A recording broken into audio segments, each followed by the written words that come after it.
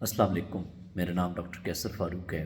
میں آج آپ سے بات کروں گا کہ سردیوں میں دل کے اٹیک یا ہارٹ ایشوز کیوں بڑھ جاتے ہیں۔ یہ کامنلی دیکھا گیا ہے کہ جب سردیاں آتی ہیں تو ہارٹ اٹیک اور دل کے اٹیک بڑھ جانے کا خدشہ ہوتا ہے۔ پہلے میں بات کروں گا کہ یہ سب کیوں ہوتا ہے، سیکنڈ پہ اس کے کچھ سلوشن کے بارے میں بات کریں گے۔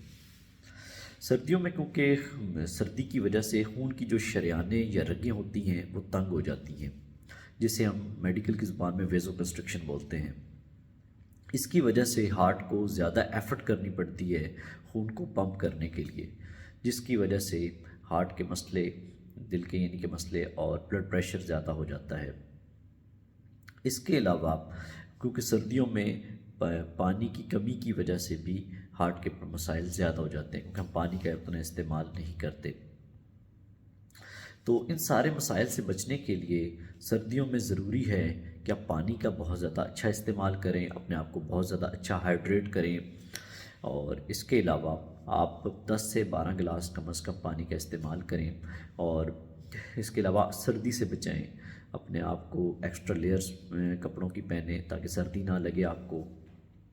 اس کے علاوہ اگر آپ کو کوئی ہارٹ کے مسئلے مسائل ہیں تو آپ اپنے ڈاکٹر سے رجوع کریں، ان سے ڈسکس کریں تاکہ وہ آپ کو اس حساب سے گائیڈ کر سکیں۔ اگر کسی کو شوگر ہے، بلڈ پریشر ہے، کولیسٹرول کے مسئلے مسائل ہیں، اسموکنگ یا الکوہل کا انٹیک کرتے ہیں، تو ان سارے رسک فیکٹرز کو کم کرنے کی کوشش کریں، شوگر کا کنٹرول بہتر کریں، بلڈ پریشر اگر آپ کا زیادہ ہوتا ہے تو اس کو کنٹرول کرنے کی کوشش کریں۔ اس کے علاوہ آپ اسموکنگ کرتے ہیں تو اس کو اوائڈ کریں، اور الکوہل کا انٹیک بالکل لمٹ کر دیں اور بند کر دیں۔ ان سارے مسئلے مسائل سے آپ کو دل کے مسائل سے اپنے آپ کو قابو پا سکتے ہیں۔ اس کے علاوہ ورزش، واک اور ایکسرسائز وغیرہ کریں تاکہ آپ کے اوورآل آپ کی فزیکل ہیلتھ بہتر ہو اور آپ ان سارے پرابلم سے بچ سکیں۔ شکریہ۔